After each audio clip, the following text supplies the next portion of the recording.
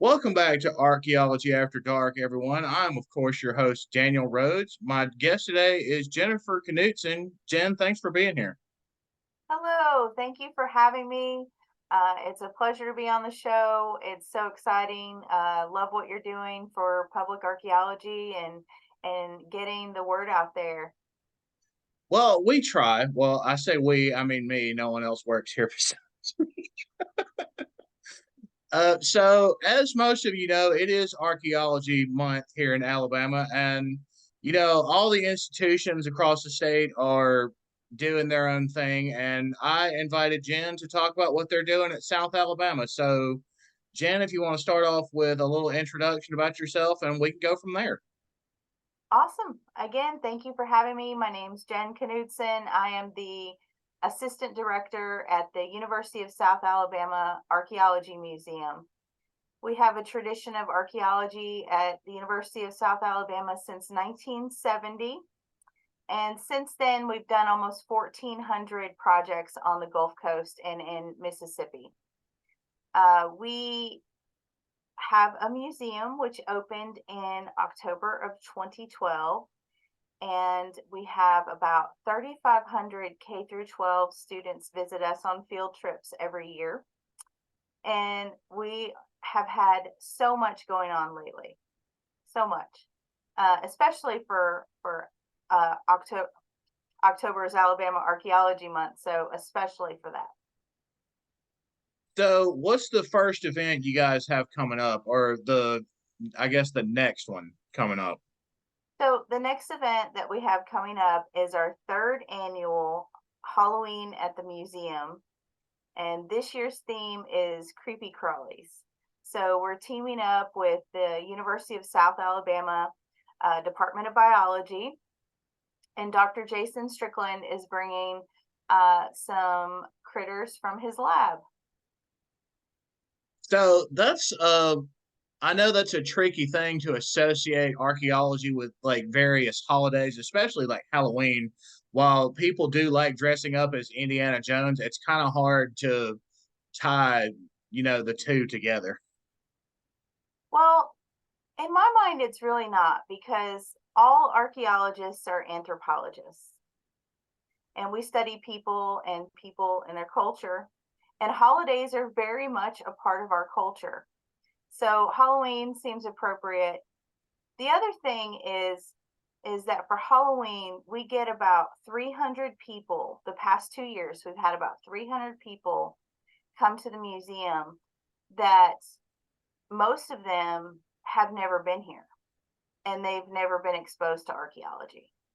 So, whatever it takes to bring them here.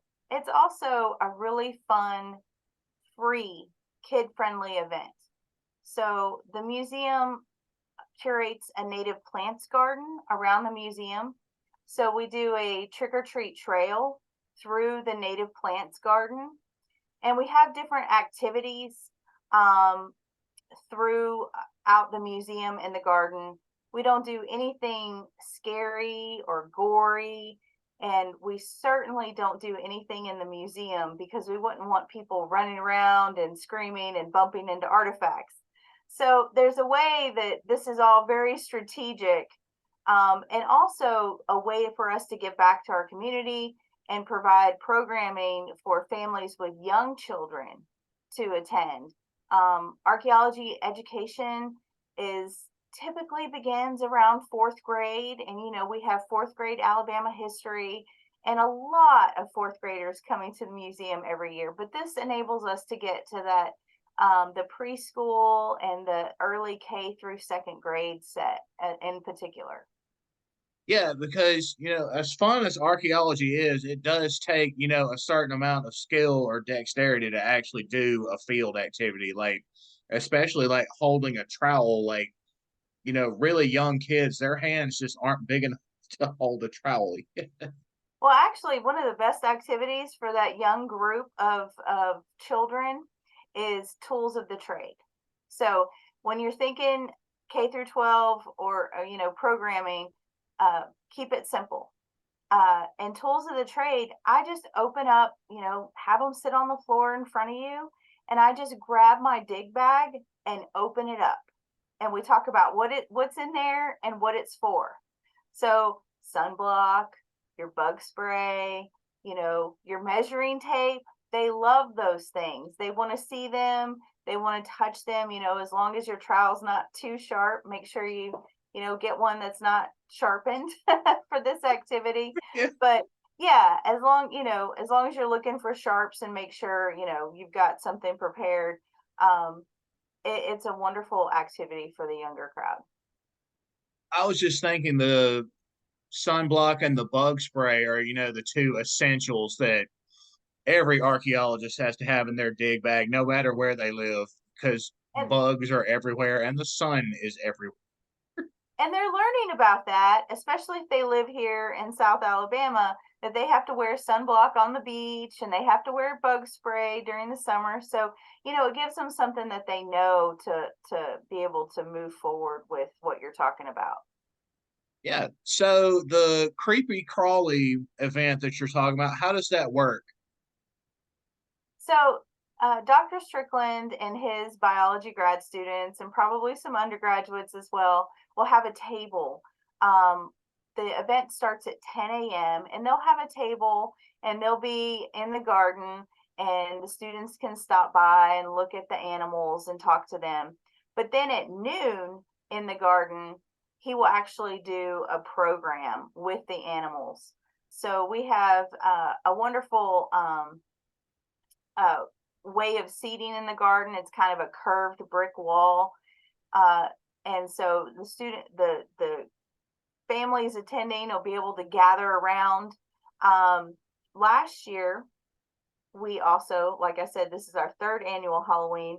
Last year, our theme was a Batty Halloween, and he brought some already expired bat specimens, and told the kids all about bats. And also, I learned so much about bats. He talked to them for about 30-45 minutes, and there were 140 people there, and they listened to every word and had lots of great questions.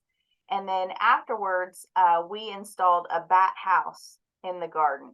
So a place for the bats to live in the garden should they wish to come to the garden at the museum. We haven't had any. They prefer it over by the ponds. There's more mosquitoes over there, thankfully. Well, that's something a lot of, especially museums and other wildlife groups here, especially in North Alabama, since that's where a majority of the caves are in Alabama, is here. Just about everyone does a bat program here, and it's always well attended, very informative, and it's really interesting to see someone, especially the Bat Conservancy, release hundreds of bats just into the air. Yeah, yeah. And so we like to collaborate at South across departments. And so I'm always thinking of unique ideas and way to showcase them at the museum. So while we do lots of archaeology here and have, permanent and temporary exhibits about archaeology, it's also a way to bring the other departments here in the space. Well, you and I just went to the public archaeology conference not too long ago, and collaboration was a big thing that they wanted us to work around and work on. So, across the board at a university is a great way to show collaboration between, an institution like the museum and then other parts of the university. Absolutely, absolutely, and it benefits everyone in many ways. Um, Biology has boats. Should I need to go somewhere with a boat? There's just so many benefits to working together and to um, bringing people to the museum, whether it to be to learn about the biology of the animals that live here on the Gulf Coast, which the people and the animals are all intertwined. So I don't really see it's that far outside of the scope of things to have the Department of Biology here. I'm always telling students on field trips and university students that archaeology is the most multifaceted discipline that you can go into.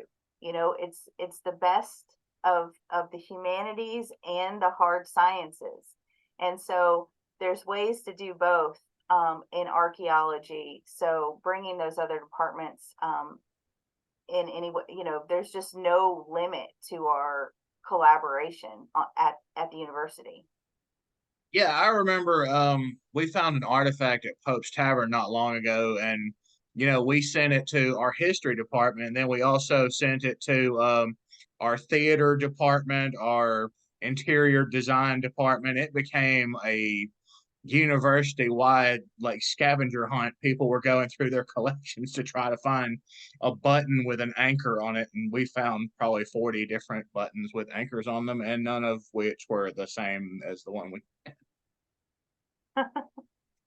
There is a button book, and I can't remember the name of it. That's pretty good. That's where I would go look. We're collecting books. We hoard books now. Yeah, we actually have a research collection here at South, so that's really nice. Um, there's a lot of archaeology books that are very, very like, button books and things like that, that we make sure we keep them here in the archaeology. They're available to anyone to see. So we have them listed on the library webpage for students. So if they need them, they're here. But we keep them here because they are so very specific. Awesome. So that collection, I assume, is available for anyone who wants to come and look at it. Then, as long as the We museum do. is The open. public can look on the library website, and I do have researchers come in. Some of them are rare publications and things like that. I do have researchers here at the museum researching our collections, our archival collection in that sense. Yeah, all the time. So we've talked about the creepy crawly event. What else do you have going on this month? So our next event will be November 1st, which is on a Tuesday, and also is Native American Heritage Month. So that Tuesday, we are teaming up with Campus Recreation and Wellness, and they are going to do a stretch and relax session in our native plants garden, and it will be followed by a Yopon Holly tea tasting. So what does that entail for those of us like myself who has no idea what that is? So Yopon Holly is North America's only caffeinated beverage. It has about 1/3 the caffeine as a cup of coffee. So it's not it has a reputation of being highly caffeinated and will make you throw up because of the way the Spanish described it. They described it as the black drink. But it's not like that at all. It's a nice mild tea. Native Americans have drank it for centuries and centuries. It grows along the sandy soils along coastal Florida, and all the way through the Gulf Coast to Texas on the coast. It loves sandy soil. It is a Yopon holly, and we typically see hollies at Christmas time, green leaves with red berries. And that's what it looks like, only it is native to North America. And most of the hollies that people have are Japanese hollies. The red berries are poisonous, but the leaves can be harvested and dried out and roasted and then boiled to make, steep to make this tea. And so here on the Gulf Coast, it's very interesting to us because we know at Cahokia, the largest Mississippian mound site, there are shell and Yopon holly from coastal areas, and so it's fascinating. Especially to me, it's very fascinating to have traces of the culture down here in the very, very southern part of North America at Cahokia. So we're going to try some of the tea, and we stock Yopon Holly tea in our gift shop We sell Yopon Brothers. So anybody can go to the Yopon Brothers website and order tea. I think they stock it at Whole Foods now. But it is a company that's based in Florida. And so you can buy canisters of Yopon Holly tea at the museum. I do not harvest and dry and roast leaves myself to sell. I buy it prepackaged. Although we do have quite a mature, a huge thicket of Yopon Holly in the museum's garden. So the garden is something you guys maintain year round, is that right? Yeah, and it's always open. So students that are at South Alabama or people who are just visiting Mobile can come and I guess stroll through it. It's open to the public all the time. Yeah. So what kind of things do you grow in it? I mean, I know you said it's all native and indigenous plants. So what are the ones people I guess would recognize? Well, the thing about South Alabama that people might not know, and I did not know that, and I'm from Alabama, I'm from North Alabama originally, is that it is the most biodiverse region of all of North America, which means we have the most species of reptiles and turtles and frogs and snails and all the insects and all the plants. So there are more plants than I know out there. I hate to admit.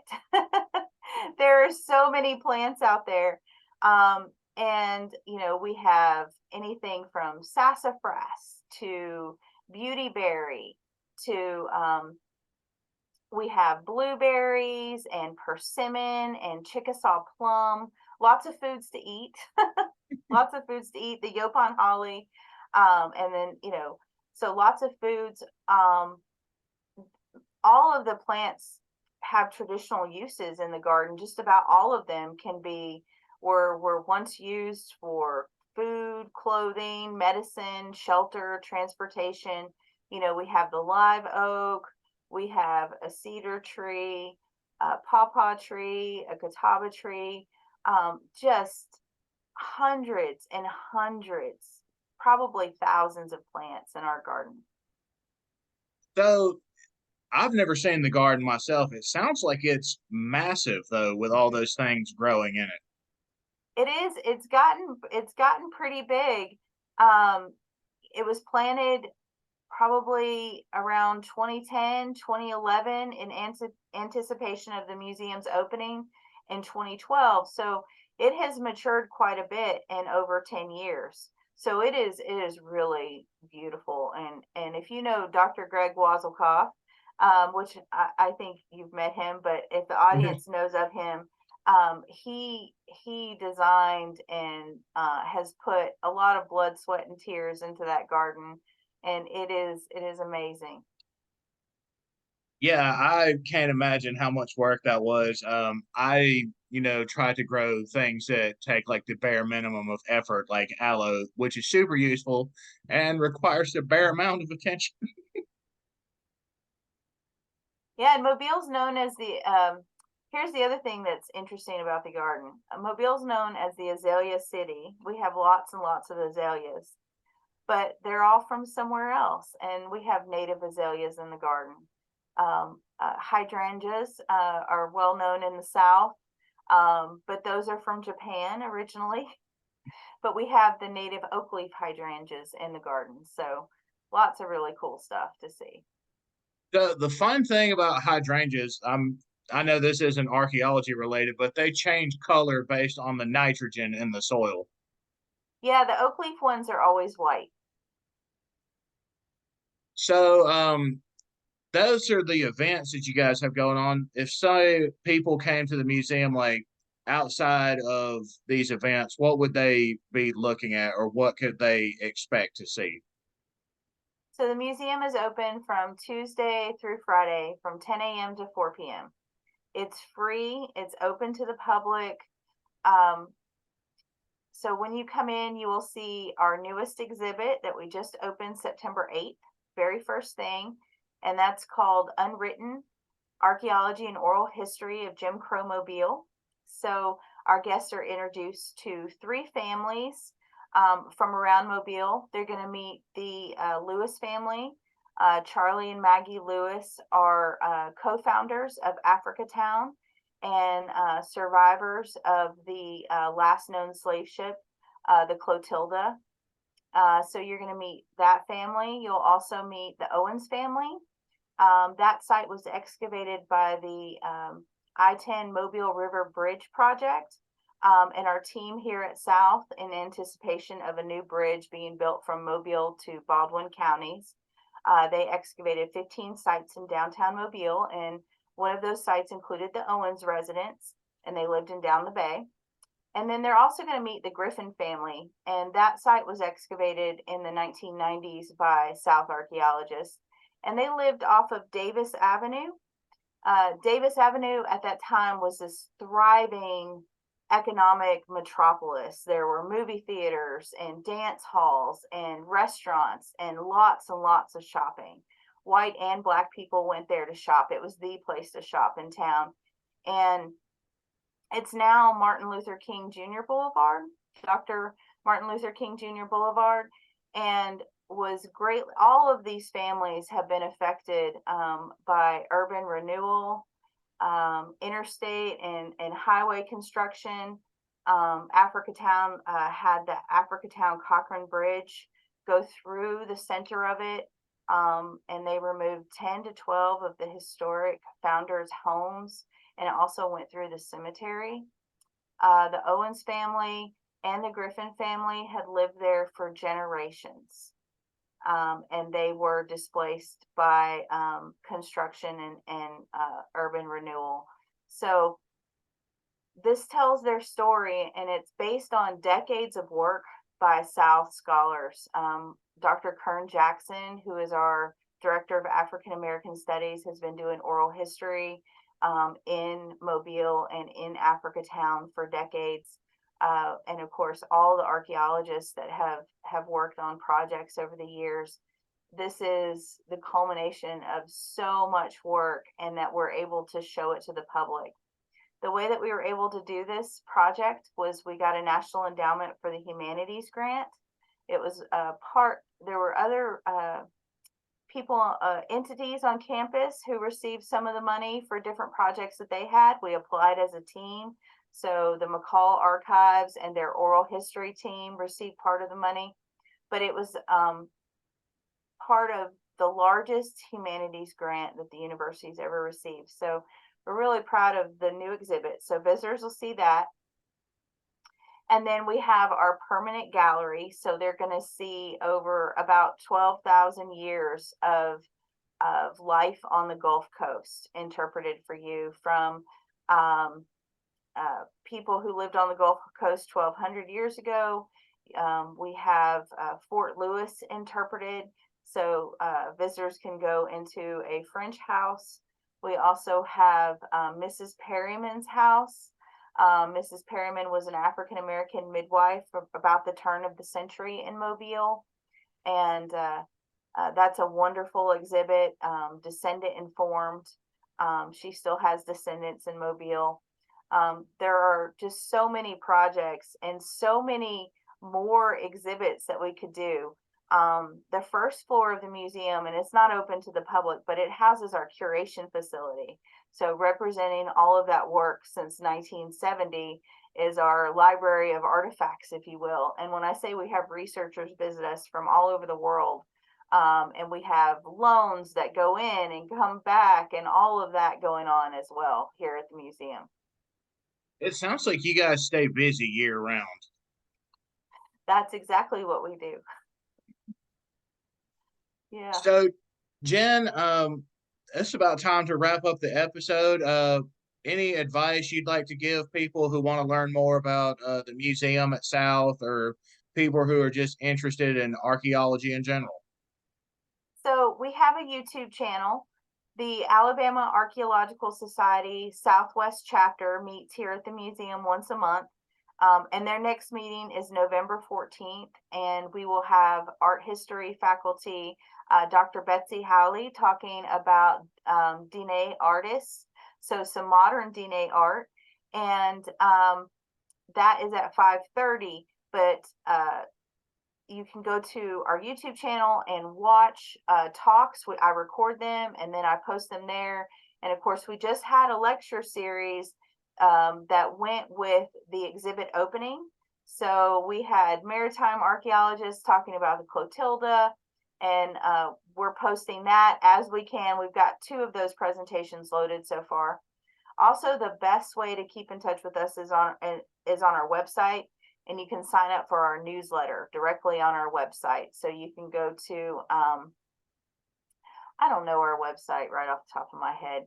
I think it's southalabama.edu/archaeology museum. That's it. And we're on Instagram as South Archaeology, and we're also on Facebook. So you can look on Facebook for USA Archaeology Museum, and we get all the events posted, and welcome guests anytime when we're open. Well, In Jen, the garden 24/7. well, Jen, thank you so much for joining me on this episode. It's been really great having you on the show. Thanks again. Thanks again for bringing awareness to archaeology, helping to preserve our shared cultural heritage, especially. I think you're from Alabama, right, Daniel? Yeah, I was actually born in Birmingham. You were born in Birmingham. Okay, I'm from Hazel Green. So, um, thank you for helping to preserve our wonderful heritage here in Alabama. I think it's I have students that say they want to go study in Rome and Egyptian archaeology and all this. I'm like, the best archaeology in the world's right here in Alabama. Yeah, and there are collections of artifacts all over the state of Alabama who are actually just waiting on someone to make their thesis or doctoral project out of. You guys don't have to travel the world to learn about archaeology. We have amazing history right here in Alabama. So you don't have to spend, your life savings going to get a PhD in something that you actually have to leave the country to study. That's true. That's true. And we also need all the supporters that we can get if someone is looking for a cause, something to get involved in. Archaeology require, we rely on volunteers. So, join your local Alabama Archaeological Society chapter. Go to the Alabama Archaeology Society meetings. They're biannually, and get involved. And the other part of this is for the K through 12 children. Archaeology teaches civic engagement and good citizenship and how to be stewards of cultural heritage, and just like we're good stewards of the environment.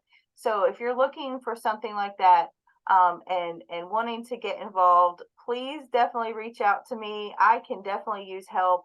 And find your local groups there. And for students, you do not need to leave the state. We have a shortage of archaeologists. It's a great paying, rewarding career, and it requires all different skill sets and all types of people to do the work. So come join us, one and all. Yeah. So that takes care of this episode, everybody. Thanks for tuning in, and I will see you next time. Thanks. Thanks, Daniel. Thank you.